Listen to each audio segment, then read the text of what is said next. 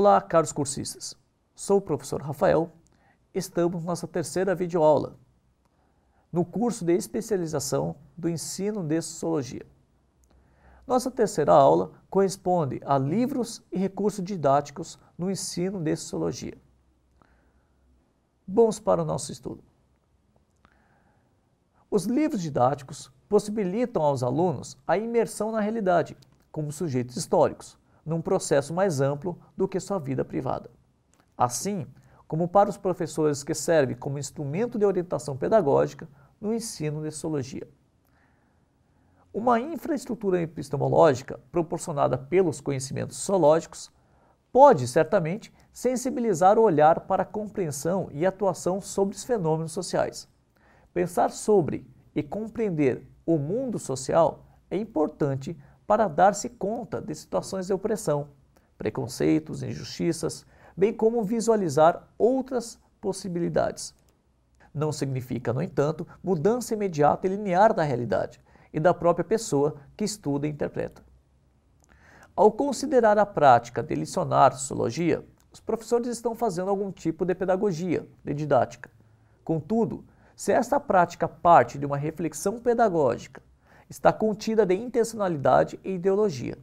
Os manuais didáticos traduzem esses elementos na ação docente. Conforme Flávio Sarandi, os manuais didáticos integram um sistema bem estruturado de produção e reprodução do campo científico e tem sido importante tanto para a formação do futuro pesquisador quanto para a formação dos professores, ainda que poucos utilizados como fonte direta em seus planos de ensino. Esse papel formativo deve-se, entre outras razões, porque os didáticos permitem a reprodução dos modelos, valores, atitudes, códigos e linguagens do campo científico. É essa a imagem da ciência, essa ideologia da prática científica que os manuais didáticos carregam compreendidos a um só tempo enquanto instrumentos pedagógicos e produção científica.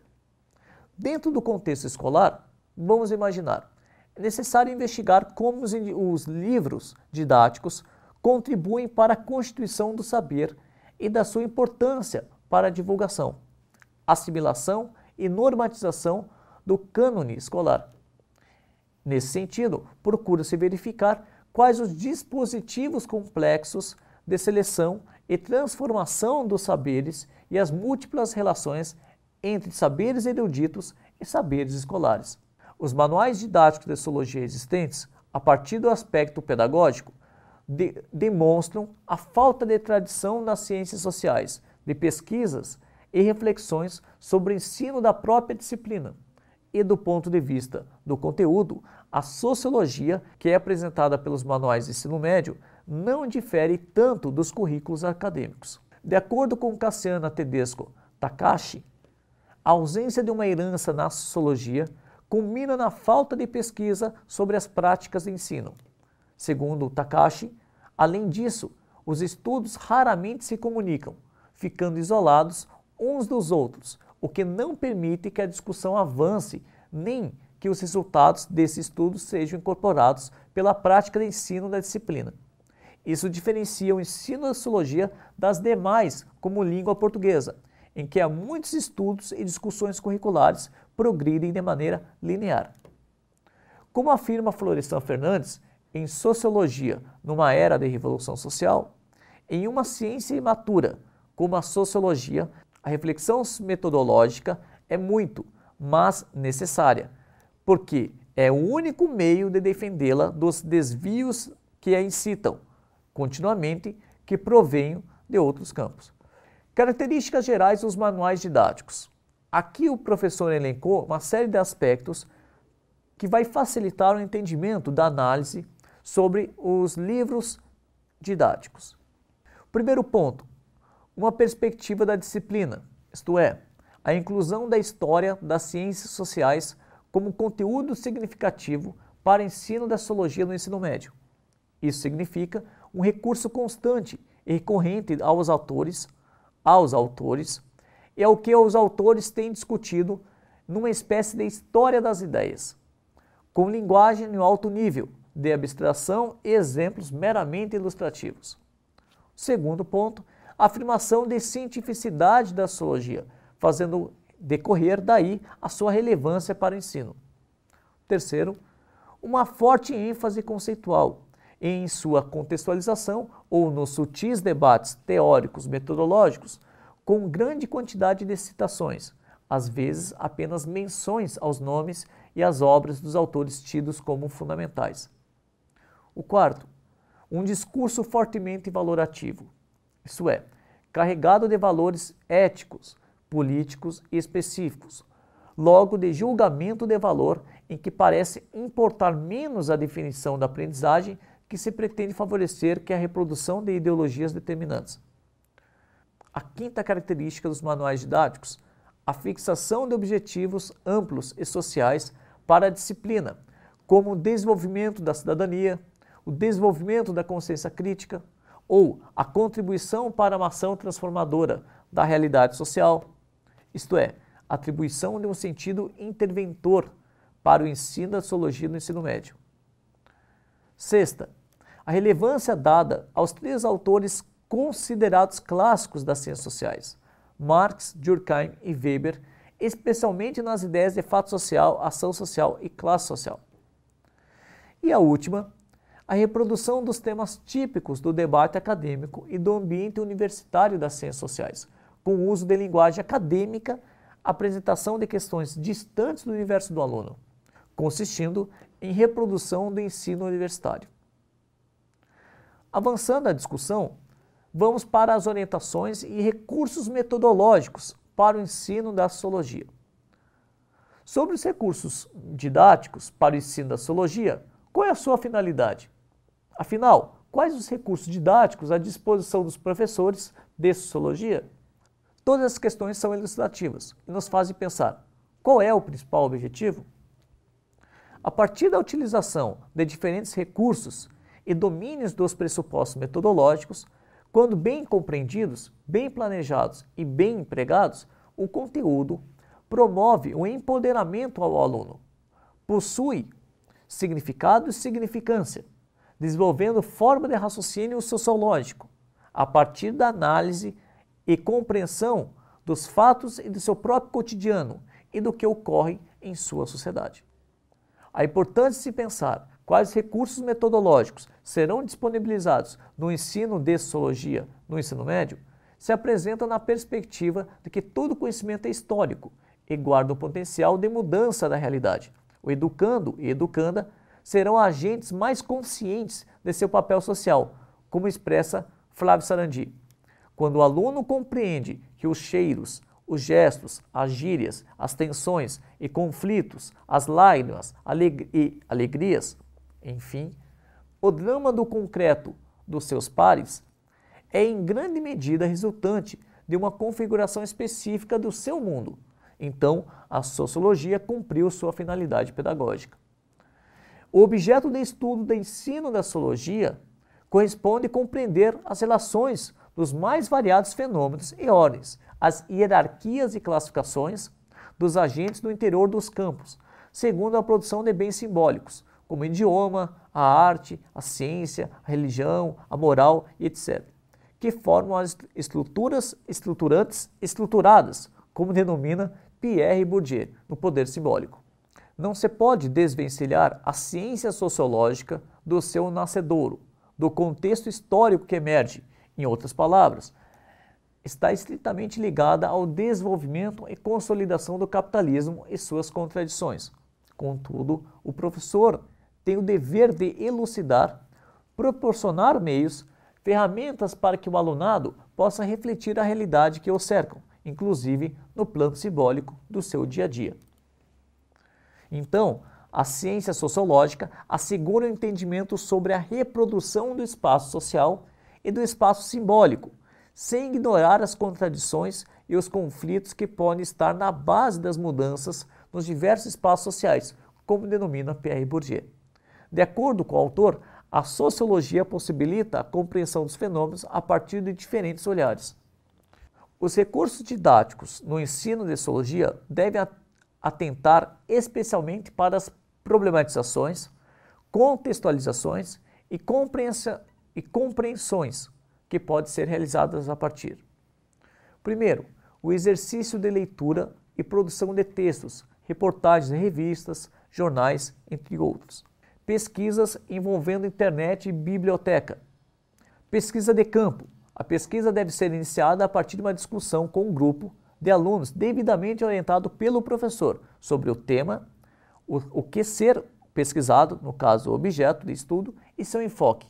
Em seguida, deverá partir de um referencial teórico, fontes bibliográficas, realização de um roteiro para conduzir a observação. E por último, coleta de dados, organização e sistematização delas. A pesquisa pode ser tanto quantitativa ou qualitativa.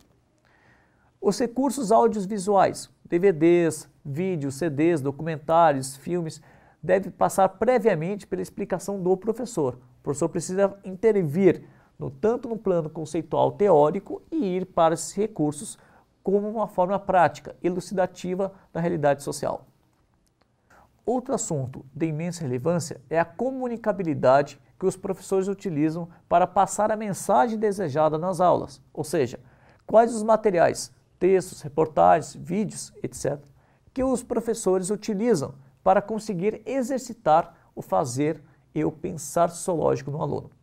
Pegamos o material do professor de filosofia Alexandre Machado, contido no seu blog, intitulado Problemas Filosóficos como Ilustração.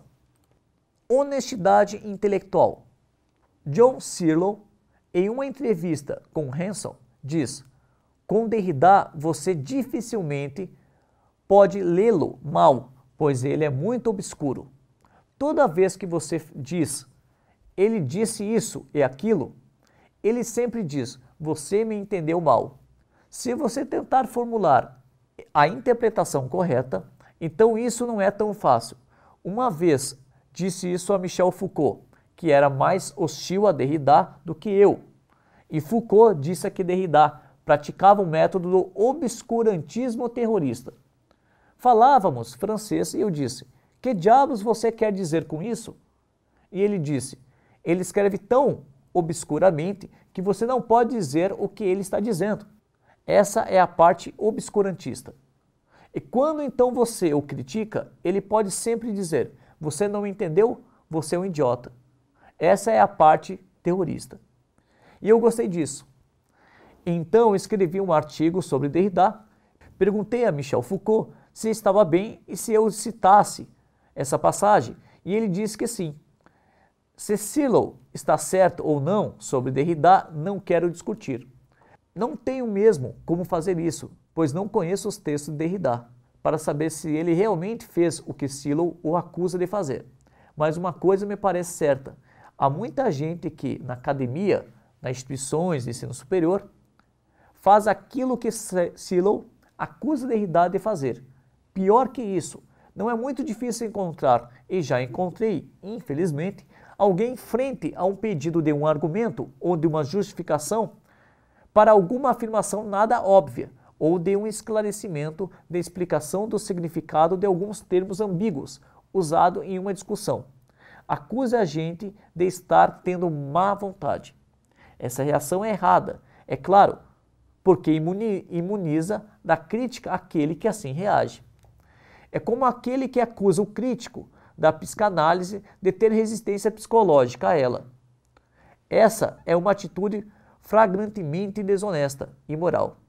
É um sinal de covardia intelectual.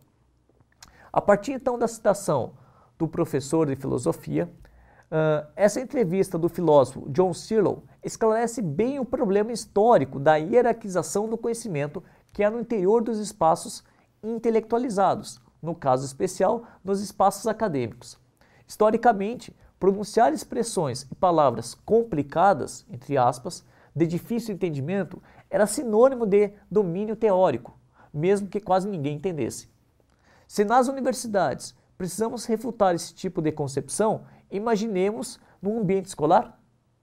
Como o ensino de sociologia poderá amadurecer, avançar no cotidiano das pessoas, desnaturalizar o senso comum, ganhar novos ares com tal paradigma de pensamento?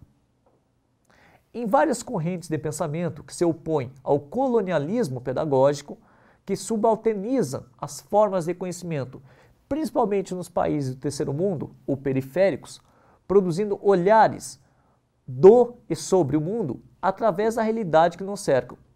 Lander, Mignolo, Santos. A disciplina de sociologia tem no seu bojo compreender as injustiças sociais que assolam milhares de vidas no planeta e propiciar caminhos de alternativa dessa objetividade universal, direcionada pela episteme europeia de pensamento, isto é, promovendo reflexões próprias da cosmovisão, reescrevendo teorias e conceitos que reexplicam suas condições históricas, assim como suas identidades culturais. Como vimos então nessa aula, primeiramente, os livros didáticos servem como instrumento para a compreensão da sociedade de um modo geral, e da sociedade brasileira em particular, portanto, como uma ferramenta teórica que permite o desvendamento do real, na medida em que é aprendida pelo aluno. E no segundo momento, estudamos recursos didáticos, tanto como os próprios conteúdos conceituais devem ser entendidos como meios para o desenvolvimento das atitudes cognitivas, almejadas pelo ensino de sociologia no ensino médio, rompendo a visão reducionista e possibilitando a oxigenação do olhar frente às realidades contrastantes. Encerramos a nossa então terceira videoaula, agradecemos a participação de todos e tenham bons estudos.